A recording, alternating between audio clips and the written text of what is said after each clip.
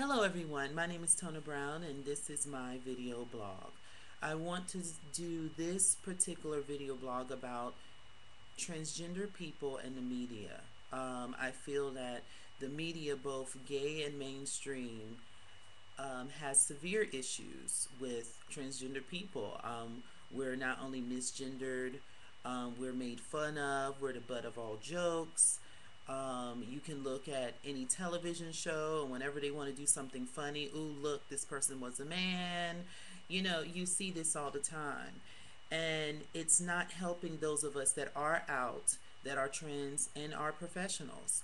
It's very hard to deal with the media. I know from my personal experience, which is all that I can speak on, of course, I have had major publications tell me that my story was not interesting enough because I was not kicked out of my house or had, been raped or, you know, um, had a hate crime or a family that disowned me.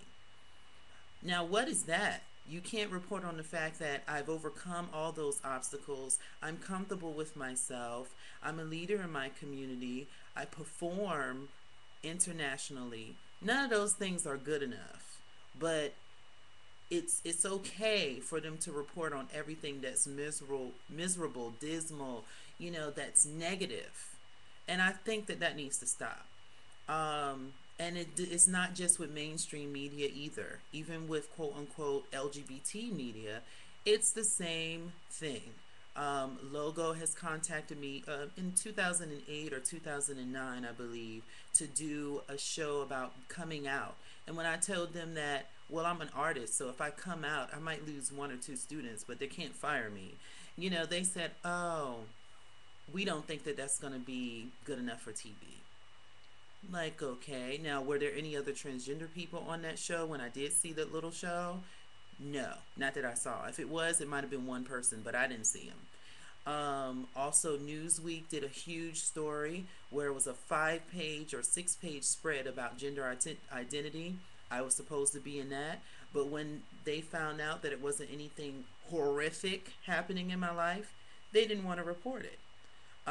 They chose to put an individual that lived in Florida, and this woman had transgendered later in her life and was sitting on a city council or a board or something dealing with politics. So they brushed me up out the side door, and said, "We're going to report on this." So a lot of times, what you're getting in the media, what is reported to you, is not necessarily the stories of triumph, those people that are doing good things on purpose. It's very well on purpose. Trust me on that.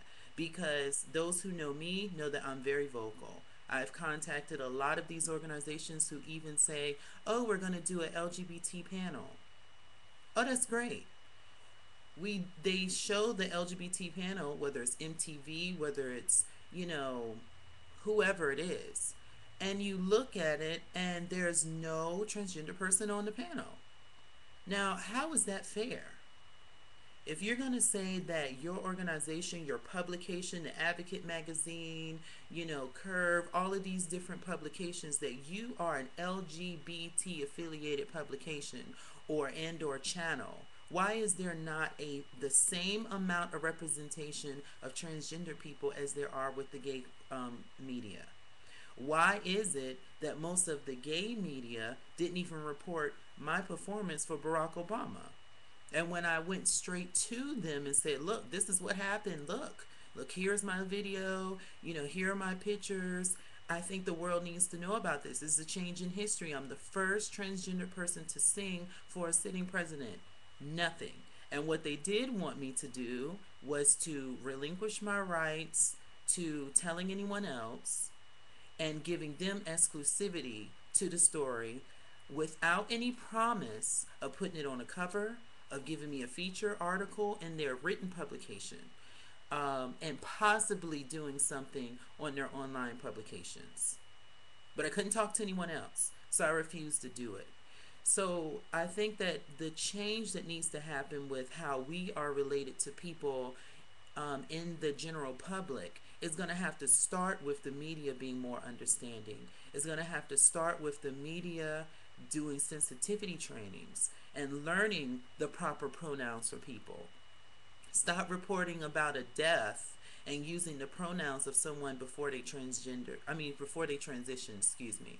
Or using the name of someone that you know has been living as a woman for 16 years, has all of her stuff changed over, her name changed, the whole nine, and then you're going to pull up something like, oh, well, Tanisha, her name was Todd in 1972. Who cares? I know what was really hurtful to me was having, I won't say the publication, but having a particular publication follow me for 8 months to do a story about me. And the people wanted to come into the bathroom. They wanted to watch me change and take pictures.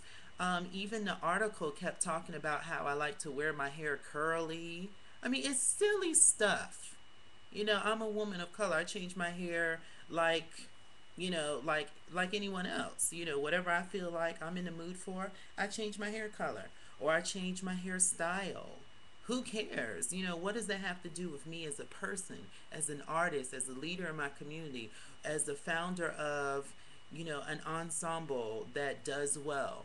What does that have to do with any of it? So I think that we are going to have to get to a point in the media to where they do not report us as being any different from anyone else. They are more aware that we are more vocal and that we're demanding our own rights. And also for the transgender community to get together and to constantly get in people's face, no matter if it's a gay organization, no matter if it's a mainstream organization or piece of media, to say, no, this is not right.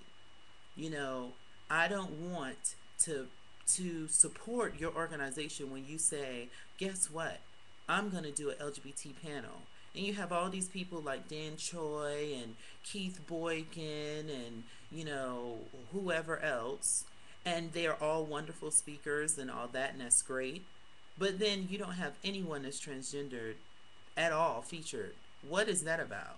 Now, you cannot say that you don't know trans professionals and trans motivational speakers because all of them have gotten my information at one point, or they've gotten some of my friends who are phenomenal speakers who've had these incredible experiences and they like to share about them.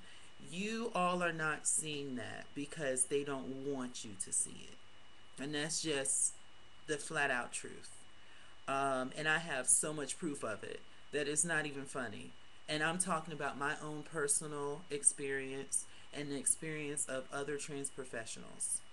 And so that needs to change, and I would like to see that change because once the media reports us the right way, we won't have any more issues like we have.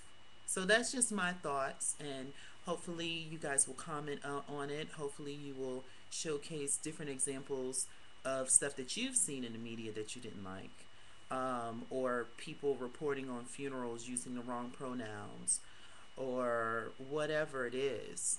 This is very touching to not only the transgender community but any demographic. Okay, thank you. Bye.